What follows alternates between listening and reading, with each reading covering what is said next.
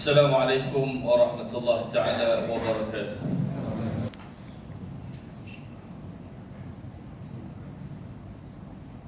Alhamdulillahil qail ya ayyuhan nasu qad ja'atkum maw'izatun min rabbikum wa shifaa'un lima fis sudur wa hudan wa rahmatun lil mu'minin. Asyhadu an la ilaha illallah wahdahu la syarika lah wa asyhadu anna Muhammadan abduhu wa rasuluh. Allahumma salli wa sallim ala sayyidina Muhammad wa ala alihi wa sahbihi ajma'in. Amma ba'du, faya ayyuhal muslimun ittaqullah, usikum wa iyaya bitaqwallahi faqad fazal muttaqun. Qala Allah ta'ala fi kitabihil aziz, ya ayyuhalladzina amanu ittaqullaha haqqa tuqatih wa la tamutunna illa wa antum muslimun.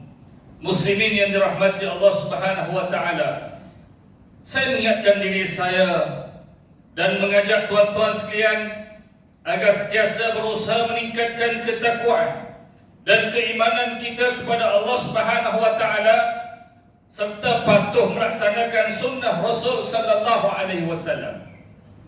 Mudah-mudahan kehidupan kita di dunia dan di akhirat senantiasa dirahmati serta dipelihara oleh Allah Subhanahu wa taala, insyaallah. Pada hari yang berbahagia ini, marilah kita muhasabah diri dengan mengambil iktibar daripada khutbah yang bertajuk hati-hati dengan hati. Hadirin sedang Jumaat yang beriman, setiap anggota tubuh badan manusia ini diciptakan dengan fungsinya masing-masing. Apabila ada yang rosak, maka kerja dan fungsinya turut akan terganggu atau tidak berfungsi sama sekali. Termasuklah juga apabila seseorang itu diserang penyakit hati. Apabila hati telah dijangkiti penyakit, maka jauhlah orang itu dari Allah Subhanahu wa taala, kerana hati tersebut tidak dapat menjalankan fungsi kerjanya dengan baik. Ia tidak mampu melaksanakan ibadah kepada Allah, bahkan semakin jauh untuk mengenali Allah Subhanahu wa taala. Allah Subhanahu wa taala telah mengingatkan kita dengan firman-Nya dalam surah Yunus ayat 57 yang bermaksud, wahai umat manusia, sesungguhnya telah datang pada kamu Al-Quran yang menjadi nasihat pengajaran dari Tuhan kamu dan menjadi penawar bagi penyakit-penyakit batin yang ada di dalam dada kamu, dan juga menjadi hidayah, petunjuk untuk keselamatan, serta membawa rahmat bagi orang-orang yang beriman. Muslimin yang dikasihi Allah sekalian, penyakit hati merupakan penyakit yang sangat membahaya. Pengidapnya tidak merasakannya. Kalaupun dia merasakannya, namun sangat sukar baginya untuk bersabar dalam mengobatinya, kerana obat penyakit hati itu ialah dengan melawan hawa nafsu. Sebagaimana hadis daripada Nu'man bin Bashir radhiyallahu anhu bahawa Rasulullah sallallahu alaihi wasallam bersabda, ala wa inna fil jasadi mudghah idza salahat salahal jasadu kullu wa idza fasadat fasada al jasadu kullu ala wa hiya qalbun. Yang bermaksud bahwasanya ada di dalam tubuh itu segumpal daging. Jika daging tersebut baik, maka baiklah seluruh tubuh itu. Dan jika ianya rosak, maka rosaklah seluruh tubuh itu. Ketahuilah bahawa segumpal daging itu adalah hati. Muttafaqun alaih. Jelaslah bahawa hati merupakan raja bagi seluruh anggota tubuh badan kita. Hati memainkan peranan penting sebagai penggerak atau peneraju sesuatu amalan dari segi jasmani maupun rohani.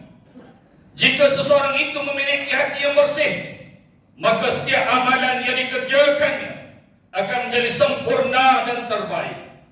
Tetapi jika hatinya rosak, maka seluruh anggotanya itu akan ikut rosak, dan sudah pasti ia akan lupa asal usul kejadiannya dan sekaligus ia akan jauh daripada mengingati Allah Subhanahu wa taala.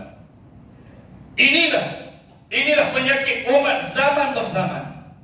Rezeki dan nikmat Allah dikau semahu-mahunya.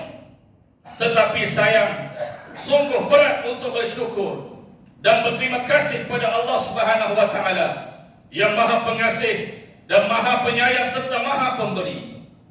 Mereka beranggapan bahawa apa yang mereka miliki semuanya adalah dengan daya usaha mereka sendiri.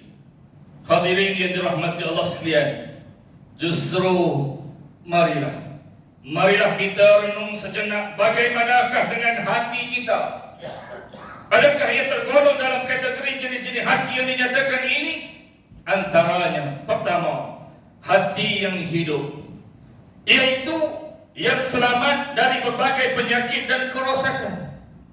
Dalam hati ini tidak terdapat di dalamnya kecuali kecintaan hanya kepada Allah Subhanahu wa taala dan takut hanya kepadanya. Hatinya takut akan hal-hal yang boleh menjauhkan dirinya dari Allah Subhanahu wa taala. Ia adalah hati yang khusyuk, yang hidup, yang sentiasa sedar akan tujuan dirinya berada di bumi Allah ini. Yang kedua, hati yang mati, iaitu hati yang tidak ada kehidupan di dalamnya. Ia tidak mengenal Rabb-Nya, tidak mahu beribadah menyembahnya. Ia hidup mengikut tuntutan hawa nafsu dan kesenangan di dunia semata-mata, meskipun apa yang dilakukannya itu mengundang kemurkaan Allah. Ia tidak mengharapkan nasihat yang diberikan. Ia hanya mengikut seruan syaitan dan pujuk rayunya sahaja. Ketiga, hati yang sakit. Hati ini banyak menyimpan tenaga untuk kehidupan duniawi semata-mata, tetapi telah bersarang penyakit di dalamnya. Kadang-kadang ia boleh mengingati Allah kerana sebab-sebab untuk kehidupan duniawi, tetapi ia lebih dekat dengan kebinasaan dan keingkaran kepada Allah Subhanahu wa taala.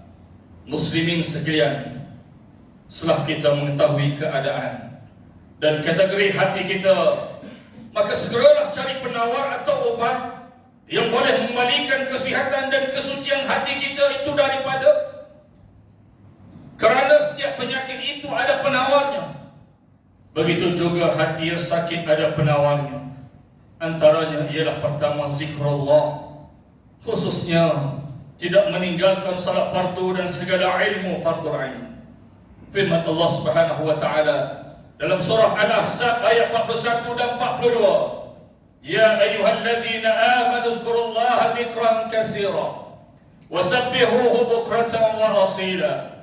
Wahai orang-orang yang beriman, untuk bersyukur kepada Allah, ingatlah dan sebutlah nama Allah dengan ingatan serta sebutan yang sebanyak-banyaknya, dan bertasbihlah kamu kepadanya pada pagi dan petang. Yang kedua, keraplah berdampingan dengan Al-Quran, yakni membaca, mempelajari, mentadabbur serta memahami ayat-ayat Al-Quran. Firman Allah Subhanahu wa taala dalam surah Al-Anfal ayat yang kedua, A'udzubillahi minasyaitonir rajim. Innamal mu'minuna alladhina idza dzukirallahu wajilat qulubuhum wa idza tuliyat 'alaihim ayatuhu zadatuhum imana wa 'ala rabbihim yatawakkalun. Yang bermaksud, sesungguhnya orang-orang yang beriman itu, yakni yang sempurna imannya, ialah mereka yang apabila disebut nama Allah dan sifat-sifatnya, gemetarlah hati mereka. Dan apabila dibacakan kepada mereka ayat-ayatnya, menjadilah mereka bertambah iman. Dan kepada Tuhan mereka jualah mereka berserah. Yang keempat, yang ketiga, banyakkan mengingati mati, yakni dengan banyak bersyukur dan sentiasa bertaubat atas segala dosa dan kesalahan yang dilakukan. Firman Allah Subhanahu wa taala dalam surah Al-A'raf ayat 34, A'udzubillahi minasyaitonir rajim. Wa likulli ummatin ajal, fa idza jaa ajaluhum la yastakhiruna sa'atan wa la yastakdimun. Dan bagi tiap-tiap umat itu akan menemui ajal, yakni mati. Maka apabila datang ajalnya tidak diperlambatkan walaupun sesaat, dan tidak pula dipercepatkannya walaupun sesaat. Hadirin sekalian, bagi mengakhiri khutbah ini, marilah sama-sama kita mengambil pengajaran dan penghayatannya sebagai pedoman kita. Antaranya pertama, umat Islam hendaklah sentiasa menjaga hati kita daripada segala penyakit hati yang boleh menyebabkan kita jauh daripada Allah dan meninggalkan tanggungjawab ibadah kepadanya.